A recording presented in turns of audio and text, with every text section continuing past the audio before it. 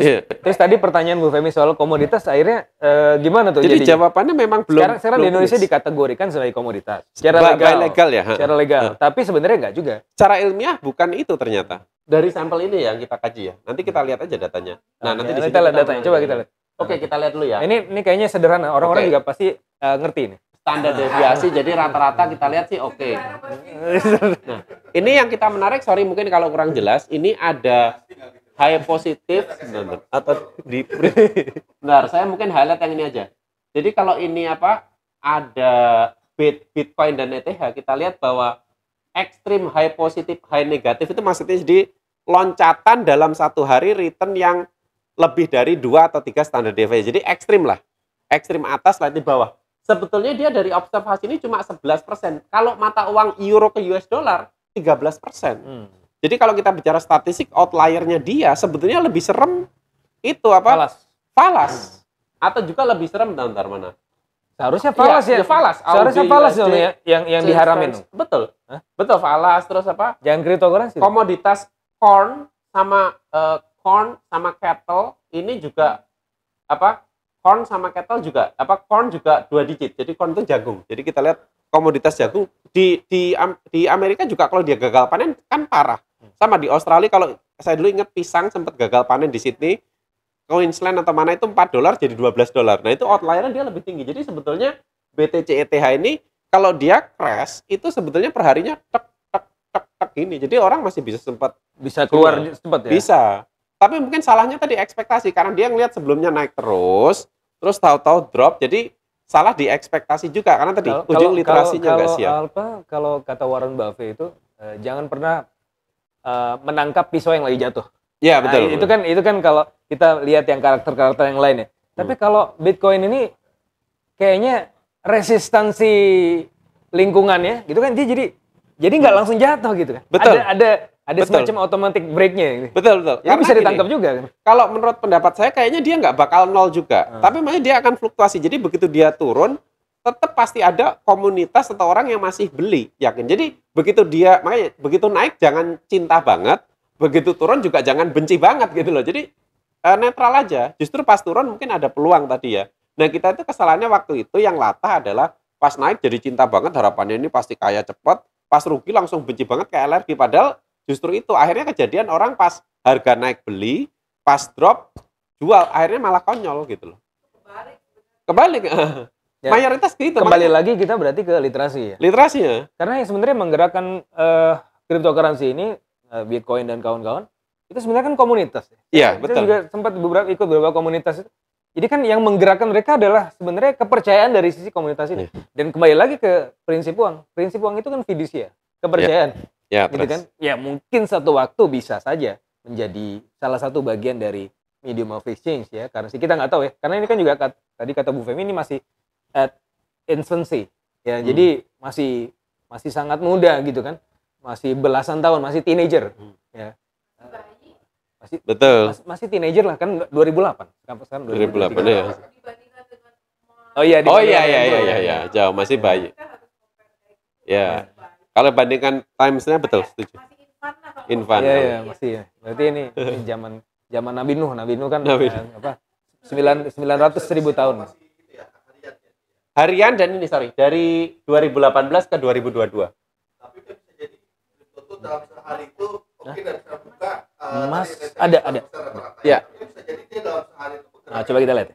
Turun sampai 25%. Tapi dalam sehari itu naik lagi sedikit sampai di batas itu. Oh, bukan. Ada range min max-nya enggak? Oh, ada. Range min max-nya ada. Min 26 sampai maksimal 24. Sorry, 11% tadi maksudnya bukan angka 11. Jadi gini, dari 1000 observasi kira-kira 1000 daily series, berarti kalau sehari itu kalau kita per hari kerja, kan berarti kan seminggu itu 250 hari kerja ya, berarti 5 tahun kira-kira 1000-an. Jadi ada 110 yang dia outlier gitu lah. Ada pertanyaan dari Bu Femi. Kalau emas gimana karakternya itu deviasinya itu berapa persen? Sama dengan Bitcoin agak mirip ya? 11 hariannya ya, ini lihat harga emas dunia. Jadi saya bandingin kalau di Indonesia kadang-kadang bias juga kan ada sebetulnya harga emas di Indonesia ada fluktuasi karena fluktuasi USD terhadap rupiah. Karena itu jujur ibu saya suka forward berita, oh emas lagi naik. Pas saya lihat, harganya tetap, cuma waktu itu US dollarnya lagi tinggi gitu loh. Nah, saya bilang Ya kayak karena kayak dia gitu. dia sesuai dengan karakter, kan belinya pakai US dollar gitu. Tapi maksudnya kenaikan harga kalau ke US dollarnya, dalam US dollarnya tetap, sebetulnya itu kan cuma kurs aja kan yang bikin harga emas Antam itu naik gitu loh. Tapi sebenarnya emas juga ini. Memang min-marknya dia nggak setinggi Bitcoin ya. Kalau Bitcoin sehari itu bisa minus 26, 24, tapi gold tuh minus 4 Jadi relatif sampai lebih 5. stabil Mas dibandingkan dengan yang lain, komoditas yang lain. Dia Ya, bisa jadi dianggap lebih gold stabil. di sini, Bitcoin di sini. Tapi jumlah outliernya ternyata 11, 12, nggak beda jauh, betul. Nah, ini yang menarik. Tapi kalau digunakan, ini kalau ada pertanyaan lain, Nah, berarti instrumen mana yang paling pas untuk digunakan untuk hedging? Emas sama jawabannya tergantung tujuan investasi Anda. Kalau saya tahu di CFA kan, pertama tujuannya apa, terus exing portfolio fitranya apa. Gitu loh. Bisa aja dua identik orang, misalnya saudara kembar, tapi dia portfolionya misalnya dia lagi agresif, dia mau ngurangi. Kita cek korelasinya mungkin pas. Yang satu kalau nggak pas, kita gitu. kategorisasi, kalau yang untuk kategori risk averse atau menghindari resiko, dia seharusnya pegang yang mana? Antara Bitcoin dengan Segala jenis portofolio itu mana yang seharusnya dia? kalau dari data ini kita lihat yang standar deviasinya paling kecil ya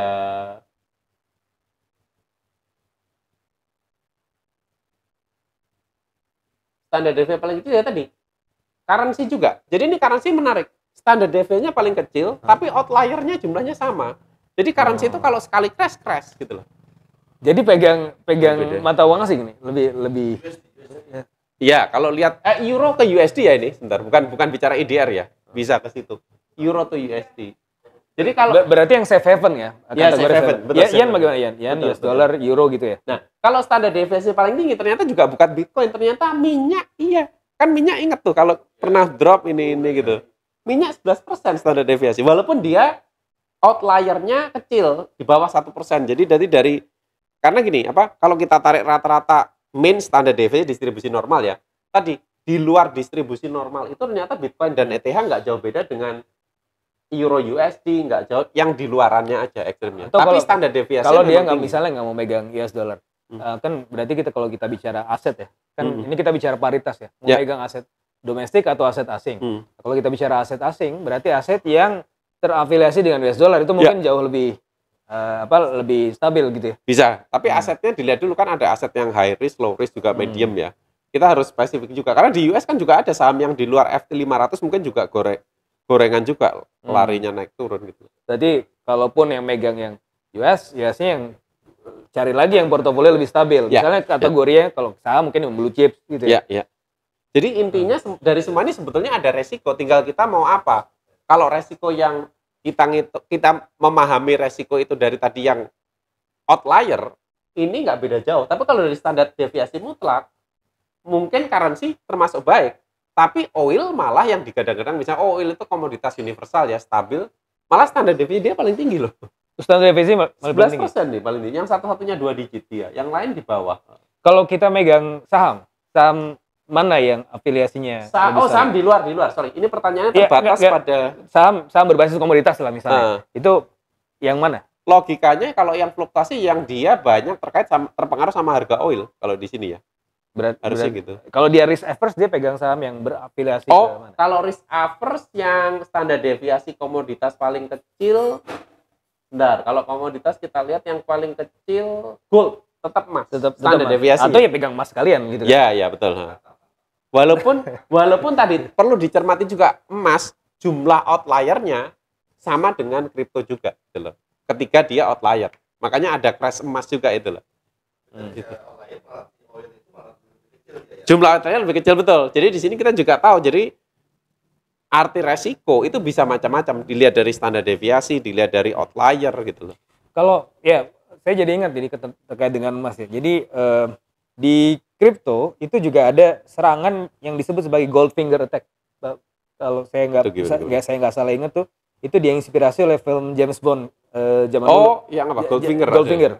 Kenapa disebut Goldfinger? Karena waktu itu kalau nggak salah ini ada teroris dari China yang berusaha untuk kemudian meneror Amerika Serikat dengan menghancurkan Fort Knox, cadangan emas di situ. Nah, jadi itu yang disebut pada akhirnya menginspirasi Goldfinger attack di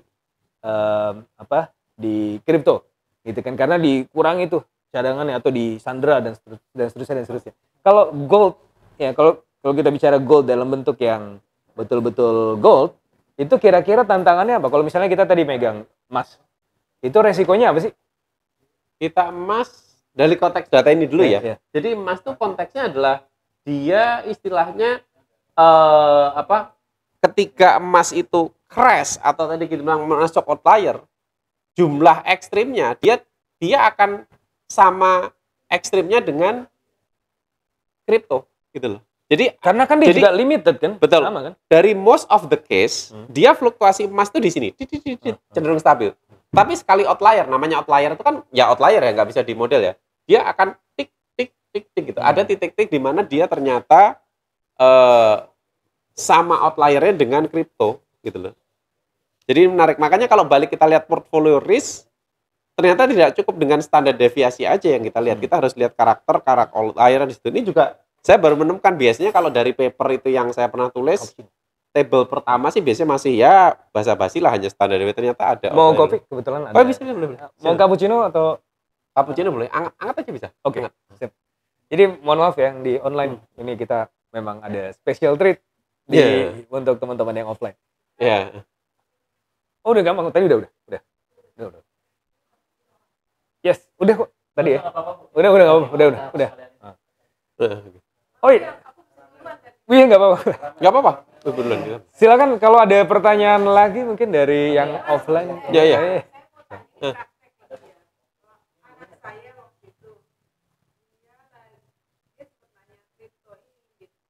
Bitcoin. Komputer. Iya. Buat mining. memang gua kuliah. Oh oke.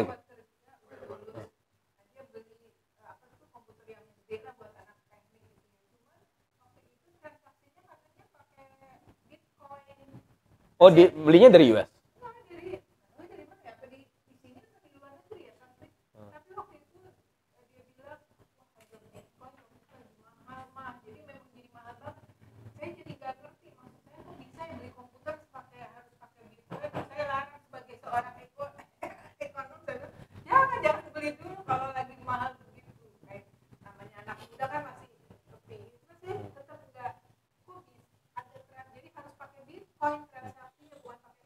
Iya.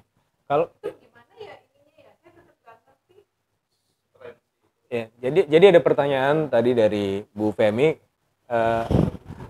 anaknya mau beli komputer, tapi komputernya kok belinya harus pakai Bitcoin. Iya. Itu gimana? Apa dimungkinkan? Terus kenapa muncul fenomena ini? Iya. Mungkin bisa di. Kalau saya jawabnya gampang. Kenapa nggak cari supplier komputer lain gitu ya? Paling gampang ya, sorry. Karena gini Bu, benar. Saya beli komputer juga misalnya Lenovo terima kok cash gitu loh. Pembayaran uang entah dolar atau yen ya. Nah, tapi memang kalau balik ke tadi agak nyambung ke Mas Taufan bahwa tren sekarang penjual itu dia terima atau bayar pakai Bitcoin. Itu ada di Lices. Saya itu kan hobi catur online tuh. Dia terima donasi juga dalam bentuk Bitcoin. Nah, sekarang jadi tren. Jadi sepanjang dua-duanya mau, nggak masalah. Kan sama kayak misalnya, Pak Fitra, ini gua beli laptop, lu pakai batu akik gitu. Boleh aja. Gitu. Ini mau ngomong. Fatih.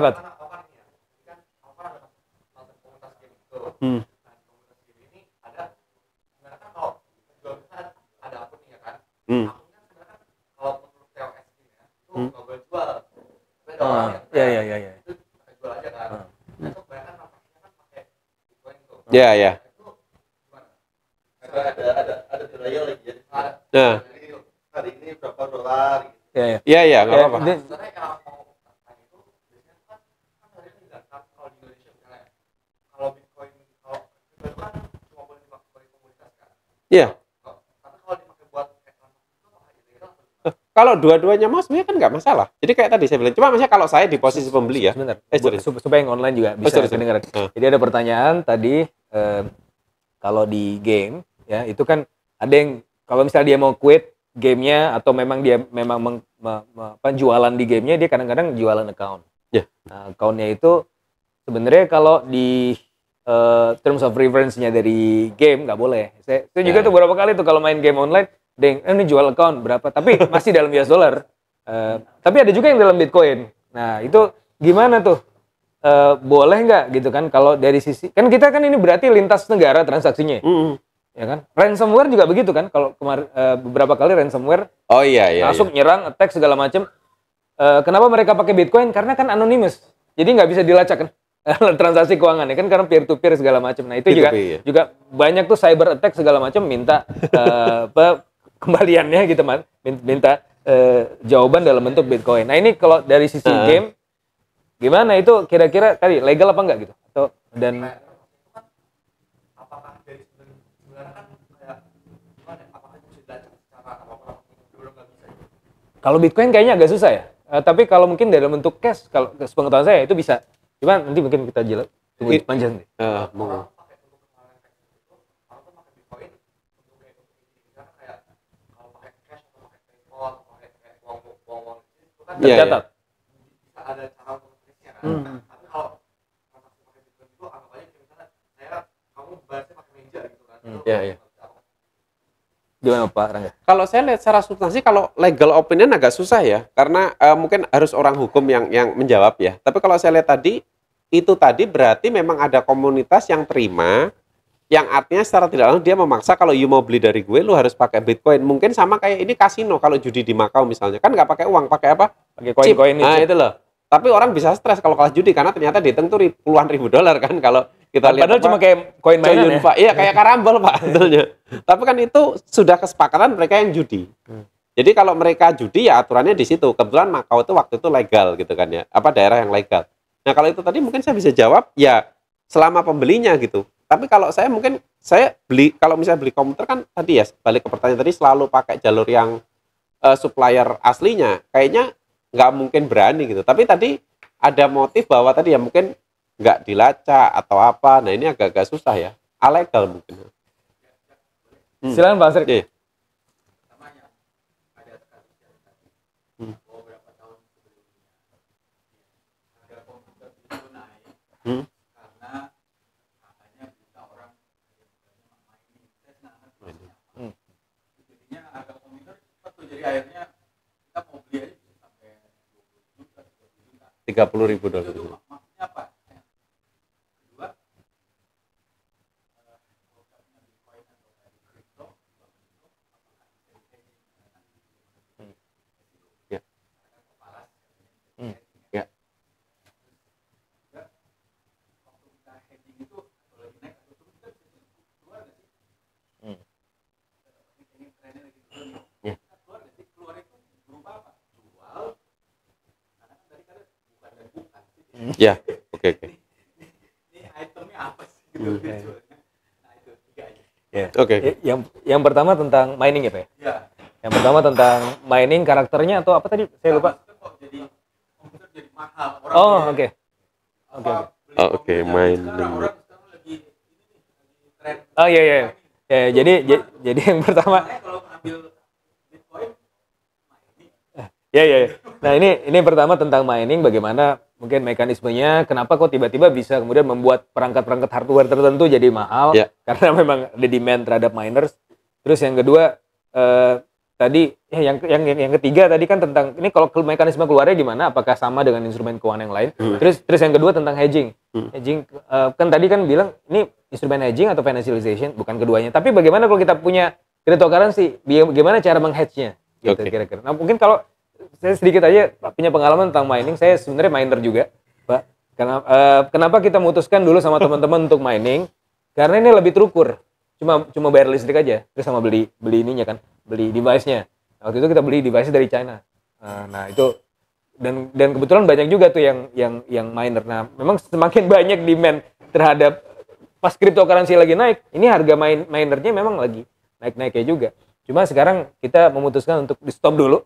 Karena kalau dihitung-hitung biaya listrik segala macam plus juga keuntungan yang kita dapat dari mining. Jadi ini kayak uang ya seakan-akan ya. Kalau uang itu kan dicetak. Kalau ini Bitcoin itu kira-kira ditambang gitu. Nah, lewat algoritma tertentu. Gitu tinggal gitu. Nah, jadi makanya itu hubungannya sama miner. Tapi bisa lebih lanjut Pak Rangga.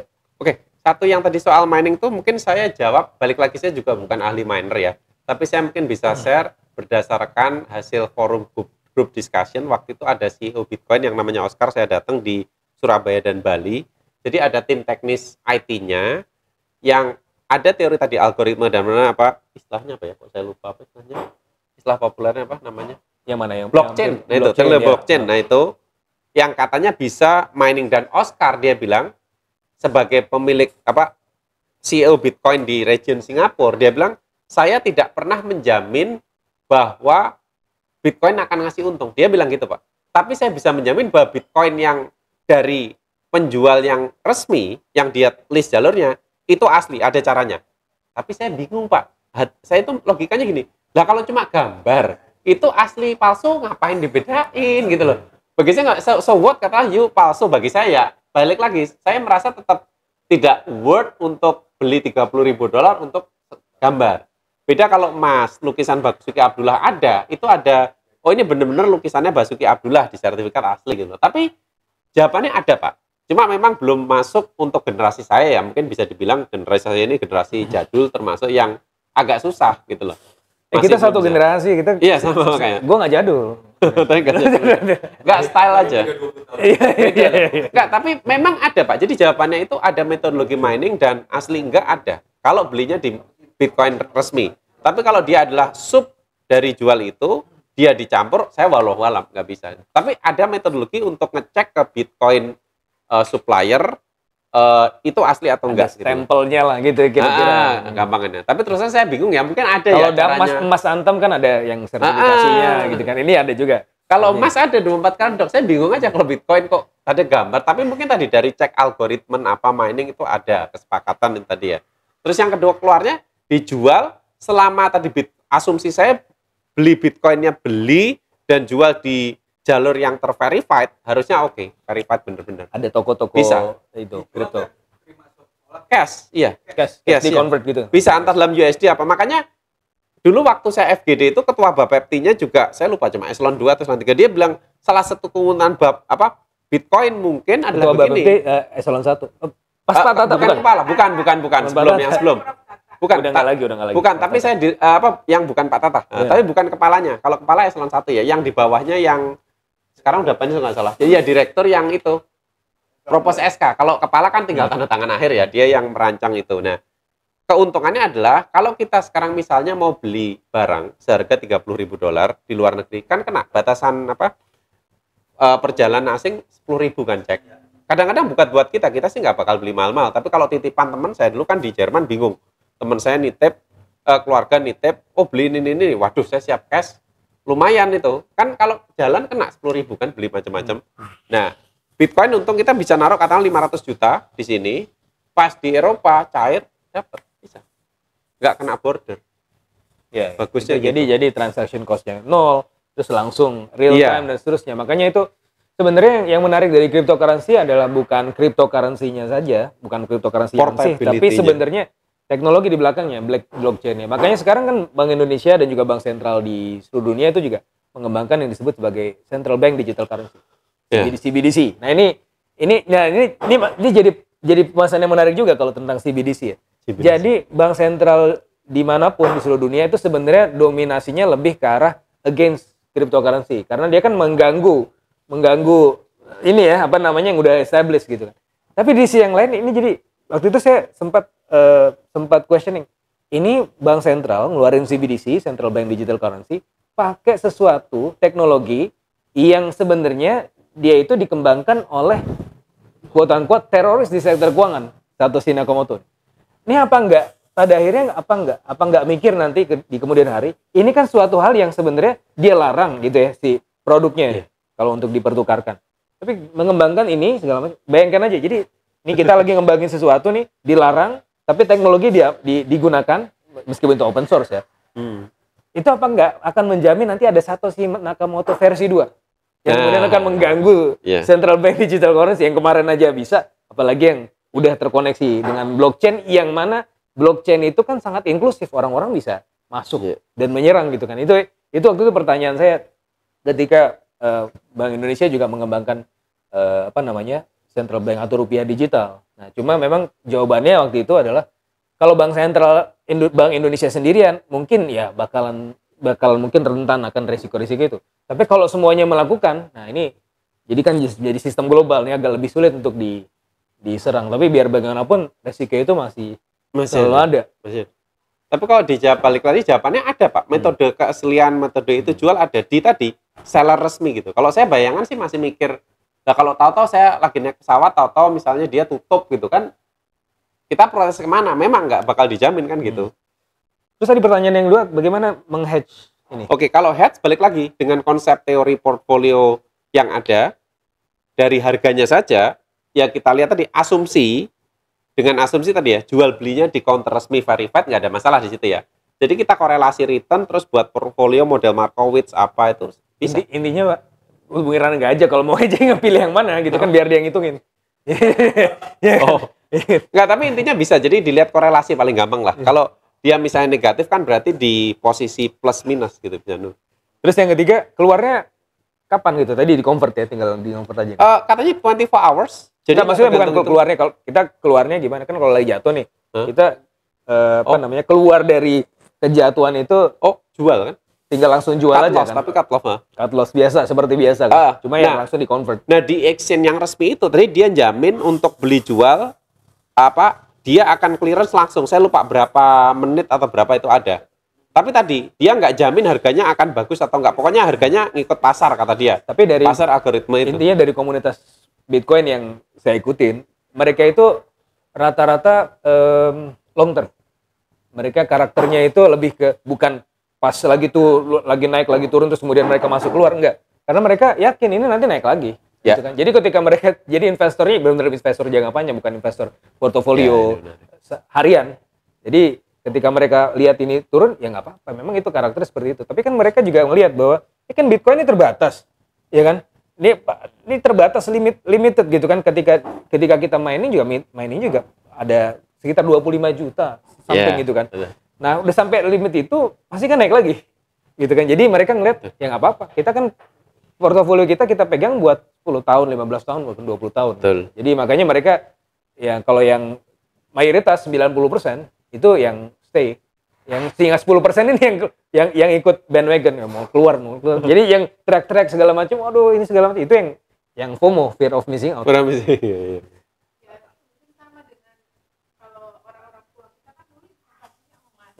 Iya.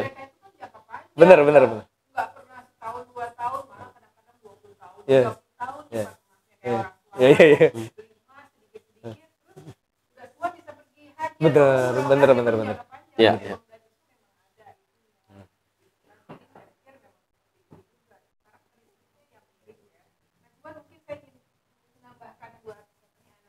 Fatih. Jadi memang secara ini Bank Indonesia itu sebagai otoritas sistem pembayaran itu mengatakan tegas bahwa cryptocurrency itu tidak sah sebagai alat pembayaran. Dan kayaknya belum berubah ya aturan itu. Belum, masih ada. Sebagai alat pembayaran. Jadi nggak dijamin sama Bank Indonesia kalau terjadi apa-apa. Ya. Jadi nggak dijamin sama LPS. Betul. Ya. Tapi kalau lintas negara itu ya nggak ada yang bisa mengawasi juga. Kalau kamu ke transaksi sama teman boleh-boleh aja, tapi tidak dijamin oleh Central Bank ya. gitu. Jadi Transaksi sama komunitas user Bitcoin mungkin. iya, jadi kamu kalau ada apa-apa nggak bisa kan ke Bank Indonesia. Nggak bisa. Indonesia udah bilang. Mbak, dia Iya. tidak. Nah, cuman ini kayaknya ada update tadi kan bilang ininya sama Bapak Pepti ya. Per akhir Desember katanya pengawasannya dilakukan udah dialihkan ke OJK. Oke. Iya, melalui Undang-Undang 4 Oke, tahun oke. 2023 itu yang Undang-Undang PPSK. 15 Desember Ya. 22 itu udah dialihkan ke OJK bukan lagi ke Bapepti. Udah Mbak Hani udah ini dengan DPR waktu itu nampaknya. Karena ada resiko-resiko itu yang memang harus dilihat oleh OJK sih sebenarnya juga. Ya, terus terang waktu saya dulu terlibat Bapepti di Kemendak kan masih pada awal tadi boleh enggak gitu ya. Jadi memang belum sejauh, walaupun mereka sudah tahu ini udah bom waktu. Jadi kalau enggak segera dibuat dasar hukumnya, makin bingung kan. Jadi akhirnya keluar boleh dan mungkin menjadi OJK karena waktu itu juga jadi wacana. Begitu ini Bitcoin nanti boleh sebagai komunitas. Kalau investasi gimana? Dugaan saya sih karena itu menjadi investasi dan volumenya besar.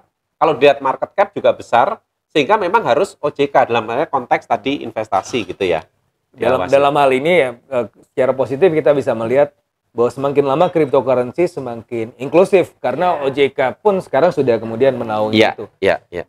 Oke. Ya. Jadi kalau kayak gitu mulai bergerak nih kelihatannya dari tadinya dianggap komoditas, kalau OJK kan udah arahnya keuangan Betul. kan sebetulnya Iya, iya. mungkin ada Bis- transisi Bi- tuh bahwa bisa jadi mungkin ya. Jadi karena OJK nanti bisa jadi nanti suatu waktu BI akan mengaffirm ini, mengkonfirmasi ini sebagai alat pertukaran juga. Bisa jadi kita nggak Bisa, tahu. bisa. Karena kan ada beberapa negara di dunia juga udah yang sudah mengafirmasi itu ya, boleh Sudah. gitu kan. hanya BI aja mungkin masih cari aman dan dia Ya. BI kan konservatif memang, lebih konservatif. Dan memang tipikal kita memang harus konservatif karena kita kan memang literasinya memang agak lemah. Hmm.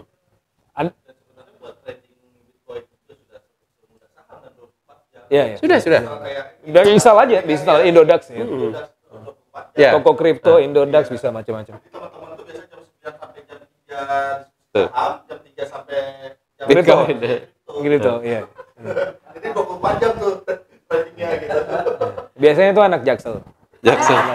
Enggak, kenapa kok Jaksel kok selalu terkenal sih? Kenapa kok Jaksel dulu? Anak Jaksel karena dia apa? Kenapa nggak Jaktim atau Jakut kita kemudian? Kalau Jaktim itu Aku dia nggak minum pop ice di jembatan flyover Buaran. Oh. Kalau ya minum cappuccino, bahas cryptocurrency itu Jaksel. Ya enggak sama. Enggak di grup Iya di grup FEU yang angkatanku juga nyindir-nyindir pasti kok Jaksel gitu. Kalau enggak Bekasi kan gitu. Kenapa enggak? Lu kan ada Jakarta Utara, Jakarta Barat enggak pernah. Zamannya zaman kami itu anak Oh, Menteng ya, Menteng ya. Aku juga dengar itu Menteng ya. udah nggak ada orang. Betul. Orang tua semua Pak. Apalagi Iya, betul. dulu ada film catatan si Betul. Boy. Catatan si Menteng. Boy kan Menteng. Menteng. Anak Menteng ya itu dengar. Udah bergeser. Kalau saya kan termasuk yang sangat awam ya. Ya. Jadi kripto kayak apa juga ya paling dengar-dengar. Hmm. Bisa nggak ini contohnya kayak apa? Contoh kripto gimana? Ada di sini. Internetnya connect nggak ada sih karena bukan ngebahas Itu kayak gambar aja, gambar gambar terus aja ada- gambar Mas. Nah, itu masih Dan banyak yang bahkan kita sendiri Bukan. itu bisa Apa bikin Google? kripto. Kayak setelah Bitcoin kan ada beberapa perkembangan dari kripto. Asalkan kita punya semacam white papernya apa segala macam, bisa kembangin sendiri. Nah ini kan berdasarkan trust nih dan berdasarkan bandwagon. Setelah Bitcoin ada Dogecoin. Itu kan dulu kan kayak dulu kayak bandwagon apa kan yang bukan ekonomi karena oh iya, ada ikut-ikutan komunitasnya itu jadi ngikut gitu kan. Jadi ini karena berbasis komunitas sih semuanya. Tiba-tiba di Jepang juga ada namanya Inu. Itu kan juga anjing. Doge kan jadi sebenarnya dari Dogecoin gitu kan. Jadi itu sebenarnya lucu-lucuan aja Bang, tapi kan ternyata Awalnya gitu ya. iya, ternyata wah banyak nih yang beli apa segala macam. Jadi kita juga bisa bikin sekarang nih. Sebenarnya gampang, ada tutorialnya bahkan di YouTube. Di YouTube ada tutorialnya bagaimana membuat koin kita sendiri ya. Itu bisa tuh. Nanti tinggal dijual. Itu NFT, dia NFT. Dia basisnya memang ekosistemnya masih ikut BTC sih, tapi untuk bikin koinnya itu sendiri sebenarnya juga bisa kita bikin sendiri. Nah ini kan gambar doang. Jadi gambar Pak. Jadi gini, ada teman-teman juga awalnya juga masih tanya, dia bayangan karena gambarnya emas kirain koin emas itu gitu loh. Tapi balik lagi untuk saya yang kebetulan kurang apa ya, masih belum serak gitu aja, kok saya ngabisin uang buat gambar. Tapi memang kalau dari volume itu tinggi Pak. Jadi bukan kaleng-kaleng istilahnya. Sampai 2 triliun kok, tanda tadi sampai besar US dollar lagi kalau nggak salah kan ya dari kutipan. Yang kedua, aset kripto tadi yang dibilang Pak Fitra banyak memang. Tapi yang dibandingkan semua aset kripto, Bitcoin sama ETH itu kalau nggak salah sudah wajib. Makanya di sampel saya 2 ini. Jadi waktu saya turlap, Indodax apa itu dia mungkin jual berapa kripto, tapi Bitcoin sama Ethereum itu yang paling top udah pasti ada dan kayaknya pasti stabil. Artinya kalau dia collab, sisanya juga habis gitu loh. Yang itu mungkin gitu. Oke, kayaknya kita cuma punya waktu 10 menit lagi. Ini kalau 10 menit. yang di online ada nggak pertanyaan? Saya online. Silakan kalau ada pertanyaan. Kalau nggak ada, ya mungkin kita bisa wrap up atau ada satu pertanyaan lagi deh. Ya, silakan, Offline. silakan. Silakan sembari menunggu ya dari Bu Femi. Bukan rame. Silakan. Biar ramai. kan masalahnya kayak ada investasi gitu. Yes. Investasi tadi ya, emas, kripto, apalah. Saya bertanya, kan tadi ada komoditas.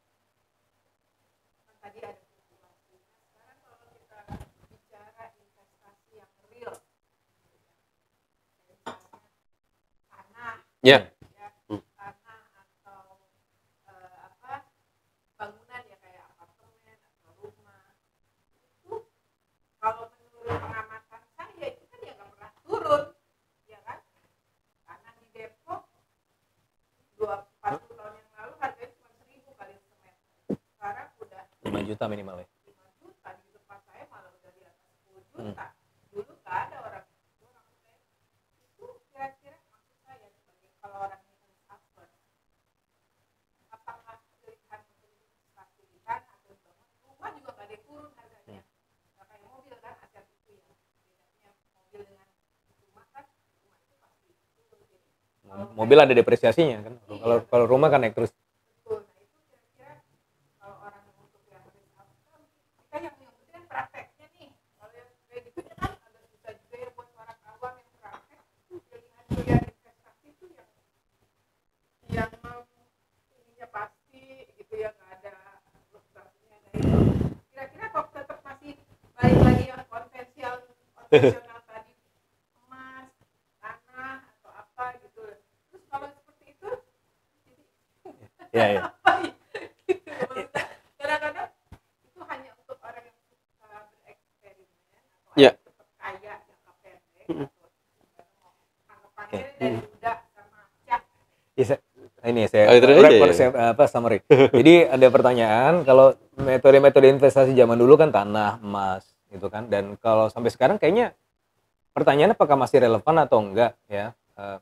Terus yang kedua dibandingkan dengan instrumen-instrumen investasi yang lain, apakah ini jauh lebih menjanjikan karena kan ya nilainya naik terus, Ya, nggak ada depresiasi, gitu kan.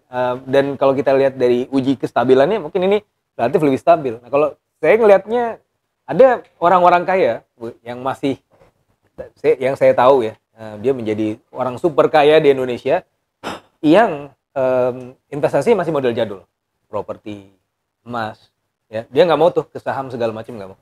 Tapi ada juga orang yang super kaya lagi yang dia cepat sekali naiknya, masih muda. Kalau yang ini tipikalnya udah tua dan dia menikmati kekayaannya setelah ya mungkin setelah umur 60 tahun ke atas gitu kan baru menjadi super kaya.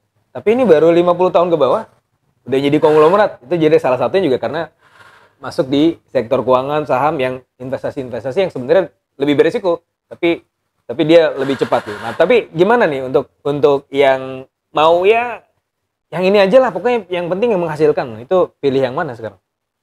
Gini, kalau tadi mungkin saya mau nambahkan gini, mungkin tanah kalau dilihat di Indonesia, mungkin saya mau ceritakan ada pengecualian juga ya. Tanah sama properti tidak selalu naik juga di Indonesia betul, apalagi Depok kerasa. Mbak Femi, Bang Ansari. Tapi kalau di Jepang enggak loh, kecuali Tokyo Osaka ya. Karena apa? Jepang ini piramida penduduk kebalik.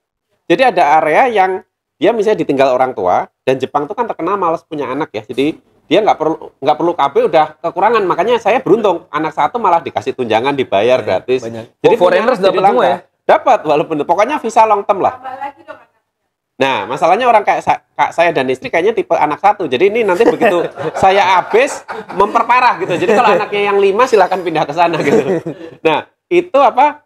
Tadi karena piramida penduduk balik ada daerah mana yang mungkin orangnya meninggal terus nggak punya anak, ditambah dia kan banyak jomblo di Jepang malas nikah. Kayak saya dulu sebelum nikah jujur juga saya mungkin kalau nggak dijodohin saya pilih jomblo gitu kan. Sama Bang Nanan itu ya. Nah, begitu meninggal bingung Pemdanya, jadi malah rumah gratis. Tentu bukan di Tokyo, di itu ada yang rumah tentu karena kan biaya demolitionnya kan itu ya Pak mahal. Nah kalau tadi balikannya ke investasi instrumen, berarti karena ini tadi bukan ya kripto ini adalah new world gitu loh, digital. Nanti sambungannya ke NFT lain-lain ya. Jadi ya instrumen part on investasi karena memang dari jumlahnya nggak main-main. Di mana Bapepti yang waktu itu mendesak buat aturan, dia ada dasar yang kuat secara insting waktu itu. Jumlahnya udah naik nih, jadi harus segera dibuat aturan. Makanya mungkin sampai tadi ke OJK ya. Jadi ini memang era milenial ke bawah, ada opsi baru kalau you memang percaya dan you tertarik di komunitas itu, silahkan. Nah kita dari sisi akademik sih membilang bahwa ini dunia baru yang tadi mungkin bisa jadi kaya cepat, tapi kita juga wanti-wanti ada resikonya juga loh, gitu loh. Mungkin gitu. Oke. Kayaknya kita oh ya satu lagi boleh Mas Uli. Saya sebelum ini tinggal ngobrol sama saya. Kita mau masuk dunia antar bantah nih. pembahasan ini. Iya, goib. Yang jelas apa yang ini jadi Percaya nggak percaya ini. Jadi kayak Saya nggak percaya. tapi kita harus tahu. Ya, jadi kalau saya sendiri kita harus tahu walaupun ya saya bukan main di situ harus tahu dan kelihatannya prediksinya ini bakal terus naik ya. Oke, itu pertanyaan itu. Prediksinya ini akan terus naik terus apa menggelembung atau ini stagnan? Gimana Cak? Ada pertanyaan. Ini nanti cryptocurrency ini bakal trajektorinya naik, stagnan, atau turun?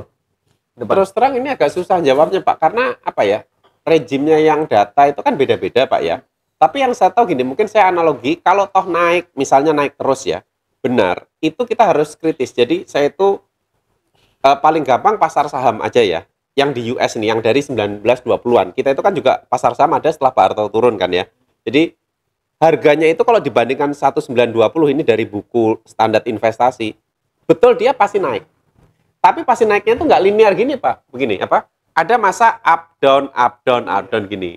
Dan harus di-adjust dengan inflasi tentu. Kan sama US tahun 990 aja Pak D. Saya waktu tadi di Kentucky dia bilang $2 bisa makan Kentucky. medium rare. University of Kentucky. Udah ini dong, fried chicken.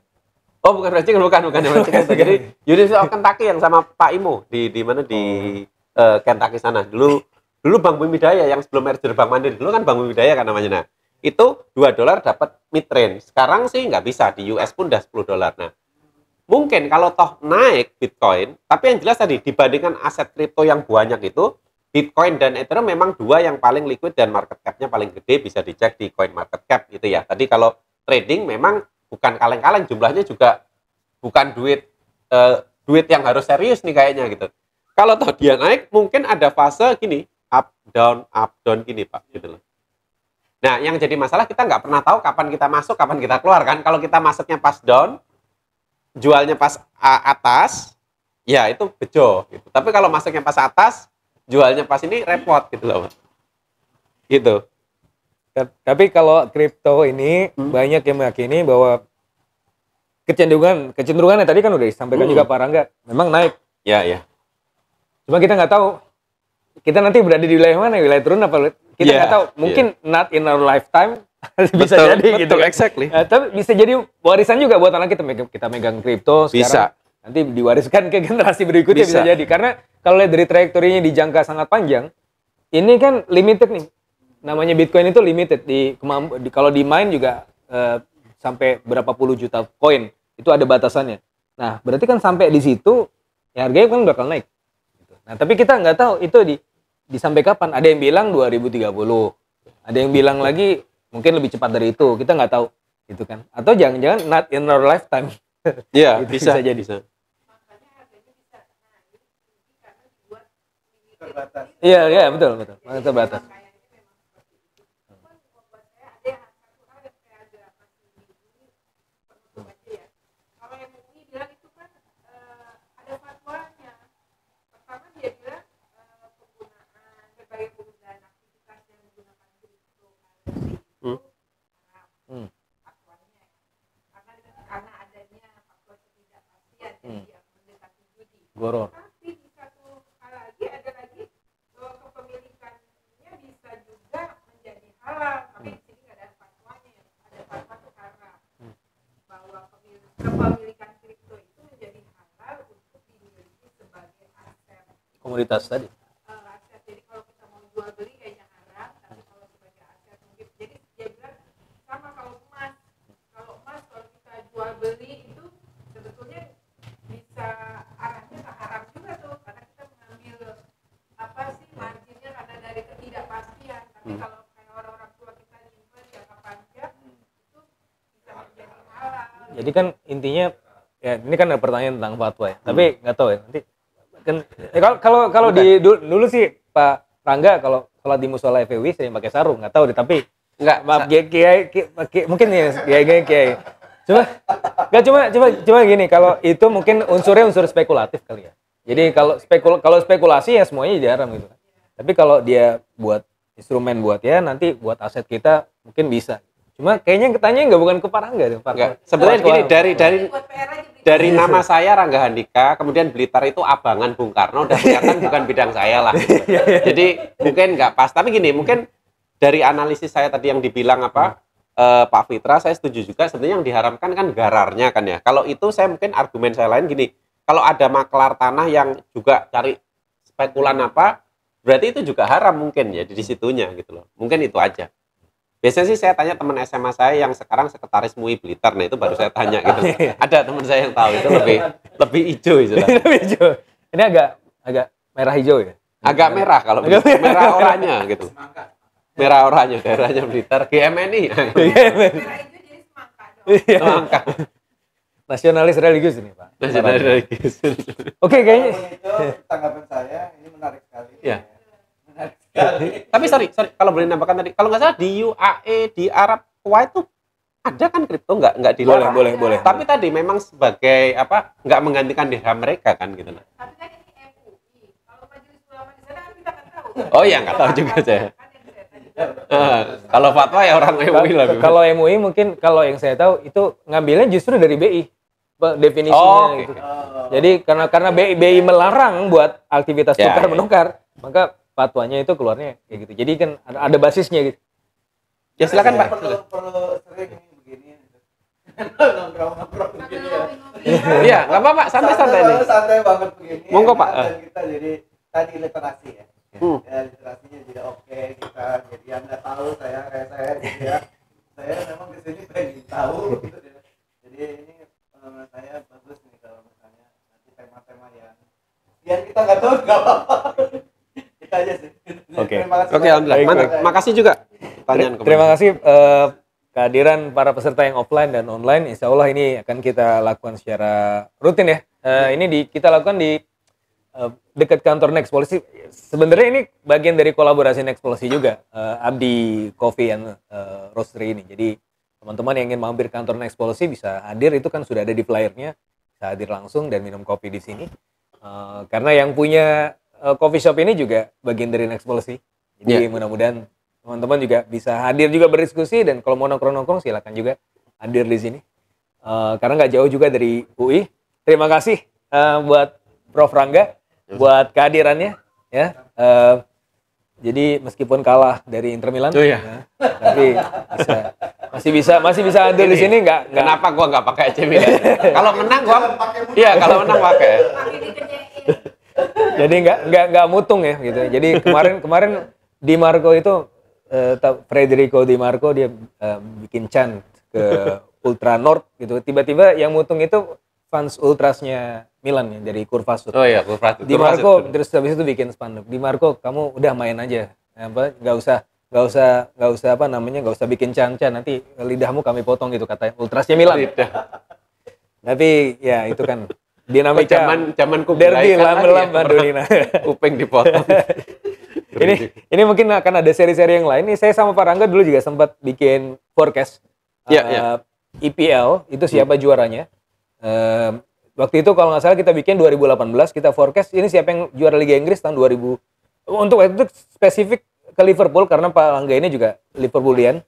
Kita lihat kan udah lama tuh Liverpool nggak juara ya. Kita forecast kapan kira-kira Liverpool juara. Ini kalau nggak salah hasil forecast kita 2019 atau 2020. Yeah. Kalau nggak 2019 juara, 2020-nya. Ternyata betul 2019 itu cuma beda 1 poin sama Manchester City. 2020-nya juara. Ya. Dan mungkin kita nggak lanjutkan karena takut mungkin digerebek nanti sama rumah judi. Iya, benar. Karena terlalu kita jadi nggak mau jadi dosen lagi, pensiun. Kita jadi dosen. Jangan salah loh, rumah judi itu hitungan matematisnya sangat loh Pak. Sangat. Jadi dia mempekerjakan kalau salah sarjana atau master bidang matematik, biar dia nggak pasti rugi. Yang untung kan bandar, dia ngitung itunya. Ya, dan yang waktu itu kita lakukan adalah perhitungan-perhitungan sifatnya multivariat ya. Jadi bagaimana spending pemainnya, terus tren historical ranking dan seterusnya. Mungkin buat teman-teman yang ingin juga tahu diskusi-diskusi yang terkait, nanti kita bisa adakan lagi kapan-kapan. Sampai ketemu di perjumpaan lain ya. Dan untuk Milanisti harap bersabar ya. MU kan Liverpool nih. MU kan klub apa itu? Sampai jumpa di Sampai jumpa di pertemuan berikutnya. Selamat siang, selamat pagi. Assalamualaikum warahmatullahi wabarakatuh. Waalaikumsalam warahmatullahi wabarakatuh. Oke, terima kasih. Udah jam 11 ya? Keras.